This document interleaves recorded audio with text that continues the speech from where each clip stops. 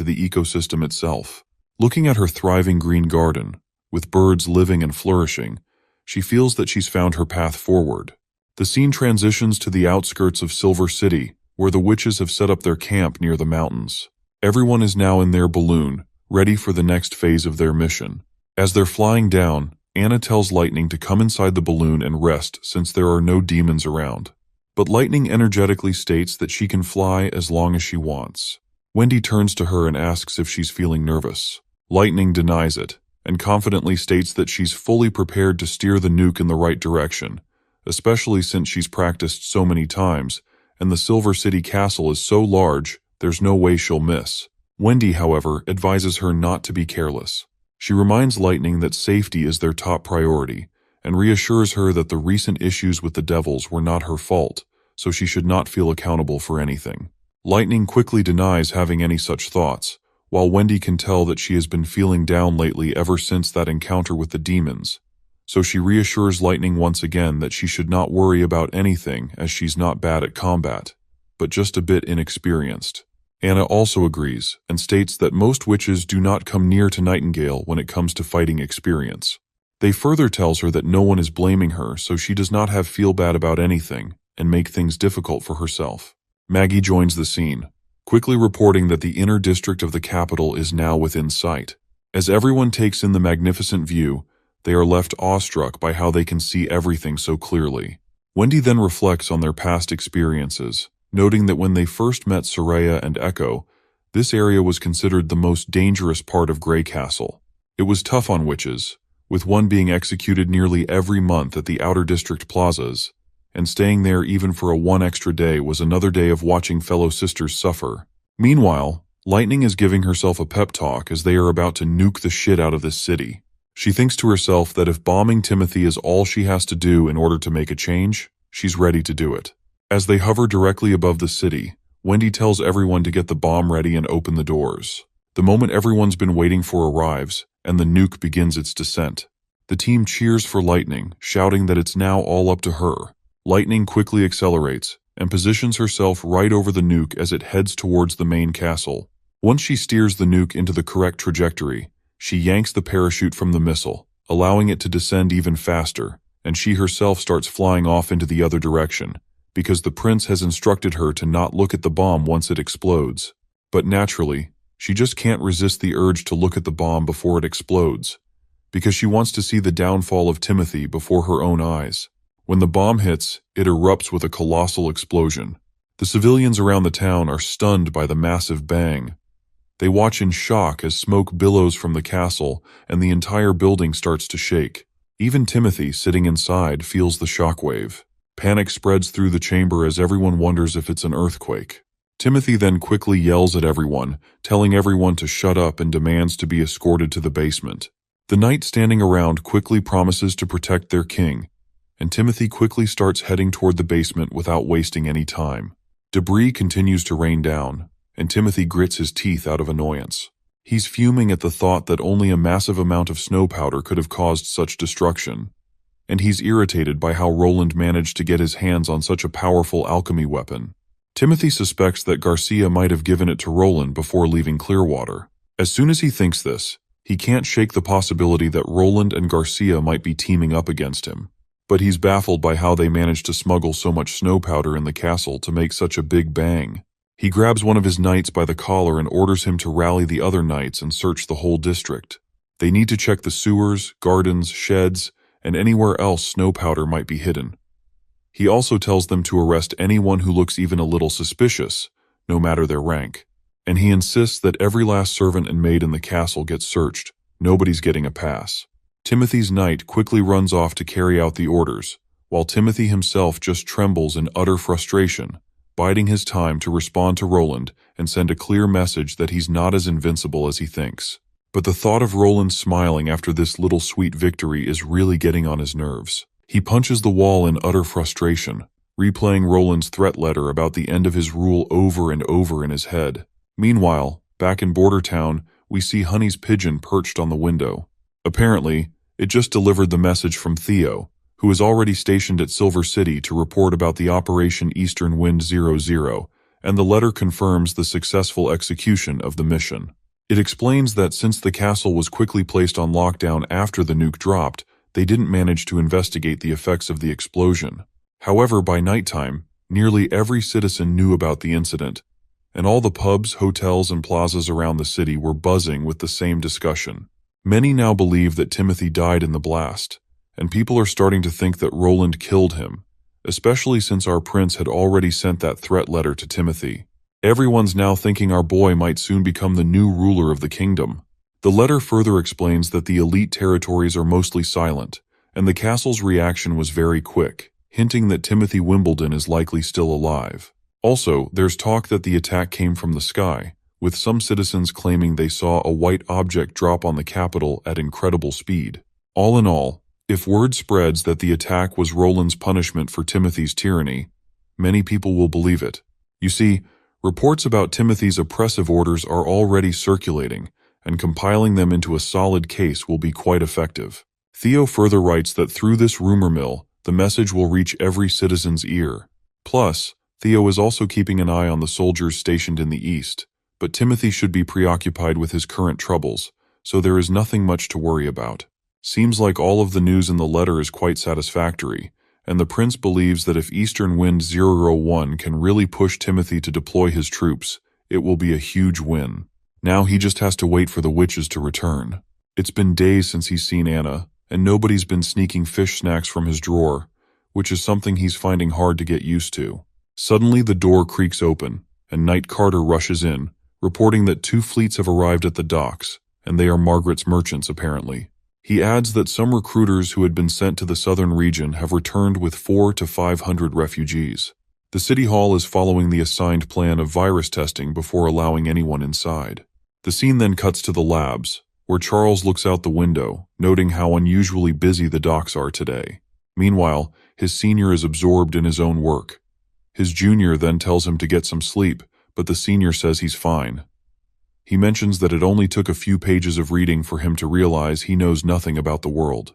He's always thought alchemy was just about experimenting with elements, and he now finds observing the sunrise and sunset to be a pointless activity. His assistant counters this, asking if that isn't just how things are. After all, observation of the sun and stars is left to astronomers, while farmers and apothecaries handle the research on plants. His senior then emphasizes that this is why he feels they know so little. According to the prince's book, everything is interconnected from the very beginning. It explains how rocks, flowers, lightning, and fire all consist of the same matter and operate under the same rules, and chemistry is just a small part of this broader understanding. After reading this much of Chemistry 201, he's begun to grasp what the prince meant and why they can predict an element's qualities and reactions even if they can't directly observe them. The senior admits that this perspective has opened a door to a broader understanding beyond just chemistry. The assistant acknowledges what his senior is saying and hopes to understand these 2 books in the future as well. The next scene cuts to the Wolfheart Kingdom, currently under siege by Archbishop Maine. His lackey quickly reports that the city breaker is ready. Maine then asks if the witches are prepared as well, and the assistant confirms, adding that they've made sure to keep them hidden. Satisfied with the report, he tells his lackey to return to his position. Before the lackey leaves, Maine further inquires about the whereabouts of Zero and Isabella. The junior promptly informs him that they're currently interrogating prisoners in the eastern part of the camp and asks if he wants him to call them over. But Maine denies it, saying he'll go himself to take a look. As he strides forward, he catches sight of them and can't help but think about how different they are from the witches the church has raised so far. Even in serious times like these, they seem completely carefree. Though if these 2 were under his command, Maine wouldn't hesitate to punish them for the stunts they pull. However, he's powerless against these 2 because they hold the same rank as archbishops. Maine then orders one of the knights to have the judgment soldiers leave the area at once, including those watching the prisoners. At that moment, the 2 ladies speak up, asking Maine why he's butting in when they were just about to have some fun with the prisoners. Maine tells them that interrogating these prisoners serves no purpose in besieging Wolfheart City. Besides, these people are just scouts they found on the road, so there's barely any intel to extract, so he recommends they both hurry to the front lines instead. Lady Isabella reassures him not to worry, promising that as long as she's here, she won't let a single important enemy slip away. However, she also points out that she can't stop Lady Zero from causing a ruckus, since she just loves putting people to judgment by her own hands. The enemy soldier, despite his injuries, quickly stands against Zero. He shoots an arrow, then tosses his crossbow aside and grabs his sword, attempting to slash at her. But Zero vanishes from her spot, leaving his sword to strike nothing but empty ground. The soldier is left awestruck, while Zero simply stands there with the arrow in her mouth. After spitting it out, she asks the soldier where he's trying to aim since she's right in front of him. The soldier turns, but before he can react, Zero leaps into the air, grabs the knight's head, and twists it with a sickening crunch. The poor knight collapses to the ground, blood flowing from his mouth as he finally kisses goodbye to his dear life.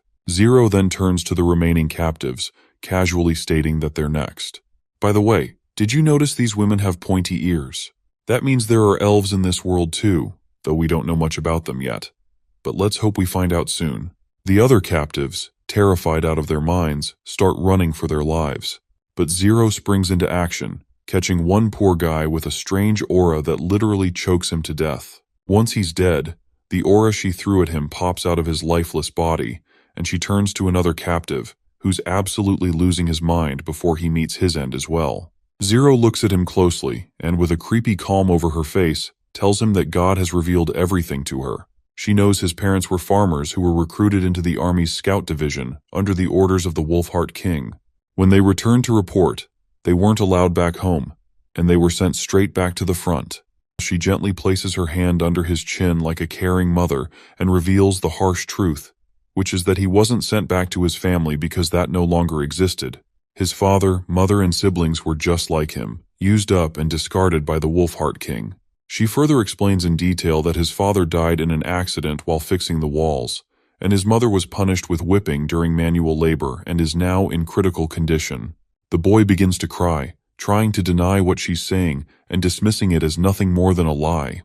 Zero then extends her hands and states that this all happened because the elites never saw commoners as real people. To them, commoners are just livestock. However, she mentions that the church seeks to end this evil and injustice to create a new world under God's protection. The man asks what he should do, and she tells him to listen to his heart, as only God may judge him.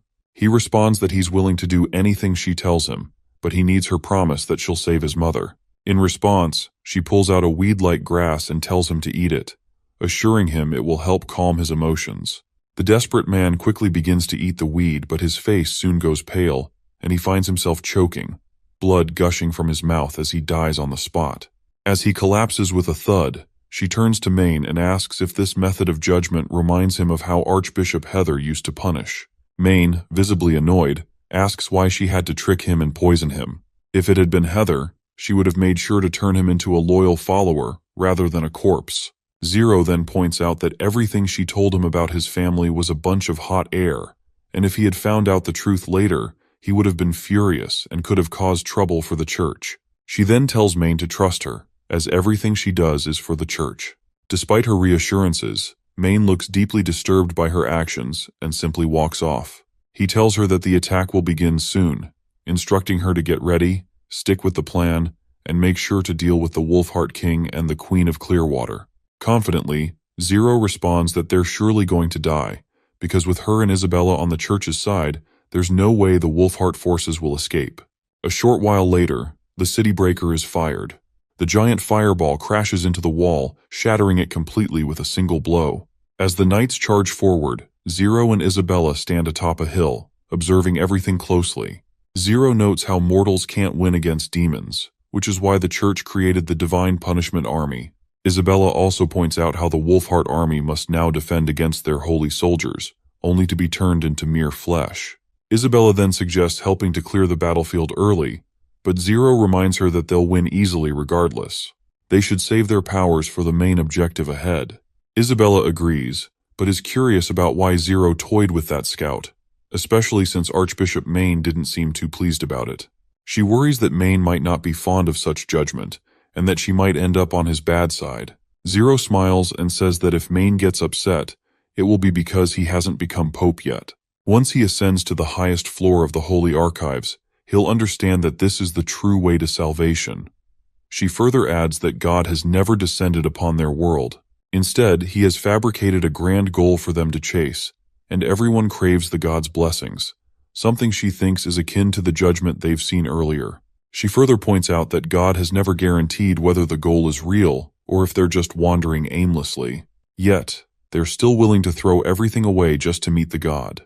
She further states that she had been to the highest floor, and Grand Pope Holiness O'Brien is the one who told her these things. He's not a witch and is nearing the end of his life due to his age. She's heard that as mortals die, their lives flash before their eyes, and they often spill their secrets. So she is thinking of consuming him just for this reason.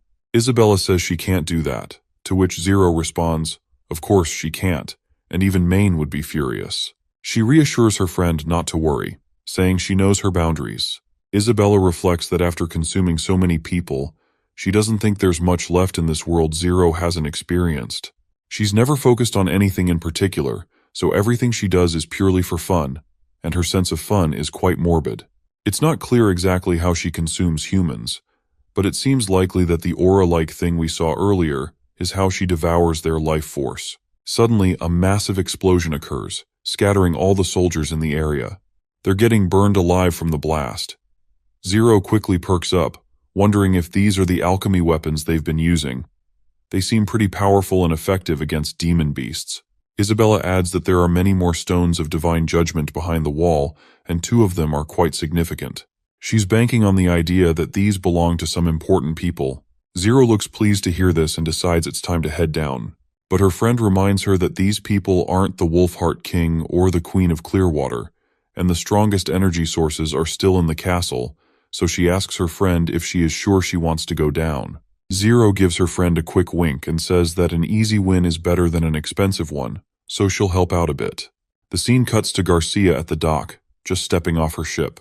Suddenly, a sand dweller who is escorting Garcia notices the 2 elf ladies casually strolling around. The knights and the sand dweller quickly position themselves to guard Garcia at all costs. Meanwhile, the girls remain cool as cucumbers, and Isabella quickly uses her powers on the knights. At first, nothing seems to happen, and the knights charge at her. But soon, they begin coughing up blood. Zero dashes toward the sand dweller and starts messing with his mind using her powers. Garcia then demands to know how she is using her powers in the presence of the stones. Zero smiles and says the stones aren't what they think they are. She then jumps into the air, telling Garcia that she doesn't need to know because she's as good as dead now. As Garcia watches Zero prepare to crash down on her, her mind suddenly flashes back to a memory. Inside her memory, she finds herself sitting in the castle yard, watching her younger siblings and herself playing around, looking small and carefree. She gazes at the slab she's sitting on and vividly remembers her father replacing those bricks with cobblestones. It seems that even Zero is inside her mind, complimenting Garcia on having such a nice place to rest. Garcia then asks her if she is a witch from the church. Zero promptly introduces herself, saying she can't simply be dismissed as just any witch, since she's a pure witch, different from other decaying bloodlines who just die after some time. As soon as Garcia hears pure witch, she realizes Zero is just another tool of the church. Garcia then demands to know what this place is and if Zero created it with her magic. She's pretty sure it's just an illusion and won't be fooled by mere mirages. She then begins to tightly grip those stones she is holding, and her hand starts to bleed. Zero finally reveals that this is her world of consciousness, which she calls the battlefield of souls. Here, they can tear each other apart, and the winner takes all while the loser surrenders everything, just as described in the Holy Records. The mention of the battlefield of souls shocks Garcia. As she is thinking about all of this, Zero pierces her with a sword, leaving blood gushing out of her stab wound. But despite the heavy bleeding, she is returned back into the consciousness realm, and she is still standing in one piece there. The bloodstains from the wound she took before dying are still visible over her chest. There, we meet Zero once again, who explains about the rules of the battlefield. Currently, Garcia's consciousness is currently limited, and pain from each death will feel real. This will chip away at both her physical and mental strength, and when she suffers more than she can handle, the real slumber will begin. Zero further adds that with every death, she will return to her original state. Most people last around 3 to 4 deaths, but she's seen others withstand 7 or 8, and even more. She then throws a jab at Garcia, saying that if Garcia gives up, it's totally understandable. After all, dying over and over again is an incredibly painful grind, and choosing to escape isn't exactly cowardly, especially when the outcome is already decided. That's when Zero suddenly pulls out a massive sword, leaving Garcia wondering how this is even possible. I mean, she's only wearing a robe, so how could she have been hiding such a huge weapon? But then it finally makes sense to her, and she wonders maybe she summoned it out of thin air. Finally, Zero brings the sword crashing down, but Garcia whips out this giant shield from nowhere. After that shield, she now has a bow in her hands, while Zero is suddenly pinned to a cross sign like a doll. Garcia, on the other hand, takes aim, quickly fires an arrow, and it pierces Zero's chest. That's when Garcia declares that since it's her world of consciousness, she can do whatever she wants. She imagines a javelin and starts walking toward Zero, contemplating how many holes she should put in her. Zero responds calmly, telling her as much as she desires. But just as Garcia is about to strike with the javelin, their roles suddenly swap. Now Garcia is the one hanging on the cross, while Zero stands there with her sword. In the next moment, our pirate girl loses her head, but somehow she's back in one piece. Seeing herself unharmed, has no idea what's going on, while the witch remarks that it wouldn't be a real fight if she didn't understand how things worked. So she decides to give her peace of mind to her. That's when Zero repeats her earlier words, saying that the winner takes it all, and the loser surrenders everything. She explains that among the people she has consumed, there is a type of witch who is extraordinarily powerful. These witches possess seemingly limitless strength, speed, and invulnerability against the stones of divine judgment. And the church has a special name for them, known as Transcendence. She makes it clear that Garcia won't be able to defeat her with her usual methods, and if she wants to survive, she'll have to try a lot harder. Not gonna lie, I hate this kind of thing where people are stuck in imagination or shit like that. Anyway, their fight continues with both of them conjuring up weapons through their imagination, trading blows back and forth. Sometimes Garcia gets the upper hand, other times Zero does, and they go at it for quite a while. Eventually, the witch explains to Miss Eyepatch that while conjuring weapons out of thin air is relatively easy and doesn't drain much energy, repeatedly recovering her body takes a massive toll. She warns that eventually, Garcia will run out of energy and be left feeling exhausted. Zero even suggests that after her next death, she might fall into eternal death. Even though Miss Eyepatch looks pretty exhausted, she manages to throw a jab, reminding Zero how she was screaming while being burned alive not too long ago. Zero then explains that since becoming a purified witch, she's received substantial support from the church. They've taught her knowledge and fighting skills, and she's trained with judgment warriors who, even knowing they were sacrifices, gladly entered the battlefield of souls in the world of consciousness. These warriors honed her skills through their struggles and, after their deaths, peacefully accepted their fate, passing on all their insights and experience to her once she consumed them. She even mentions that she once swallowed an extraordinarily powerful witch who had impressive strength. During that battle of souls, she nearly lost, but in the end, she prevailed by relying on demon weapons and everything she'd learned. Because of the unique nature of her magic, she can't actually transform into an extraordinary being or use the abilities of other swallowed witches. However, in the world of consciousness, none of that matters. Only a few individuals have ever posed a real threat to her. In the last 200 years, she can't even remember the number of people she swallowed. All their experiences, pain, happiness, sadness, delight, and even their deaths, have become part of her own personal experience. Garcia quickly raises an eyebrow and asks what the hell Zero is trying to pitch with all this talk. Zero replies that she's merely highlighting the vast gap in their strength. The assimilation of so many souls has made her will unmatched. And if Garcia wants to know how many deaths Zero can endure, she clarifies that she can at least withstand 100 deaths now. Garcia just smirks and says she'll be happy to help verify that claim. Despite her confident front, she's actually quite worried inside. Zero, on the other hand, informs Miss Eyepatch that she can't conjure up anything earth-shattering that she hasn't seen before. Garcia can only create things she's familiar with and can grasp. In response, Miss Eyepatch decides to cover the entire garden with snow powder and blow everything, including herself. That's when Zero decides to show Garcia the true power of the church. She conjures up this massive weapon known as City Breaker, and as soon as one giant arrow is fired from it, Garcia is split into 2 equal pieces. This happens repeatedly, and Garcia's death continues in this manner. When she finally collapses to the ground, The witch makes it clear that while having a strong will can delay defeat, it can't change the outcome. With those words, she then wishes Garcia a peaceful rest. After consuming her soul, she returns to reality. Isabella quickly rushes towards her friend, asking what took her so long. She had almost thought that she was going to lose. Zero, however, lights up with interest as she reveals that she found some fascinating things in Garcia's memory. She discovered the formula for snow powder and is surprised to find out it's quite easy to produce.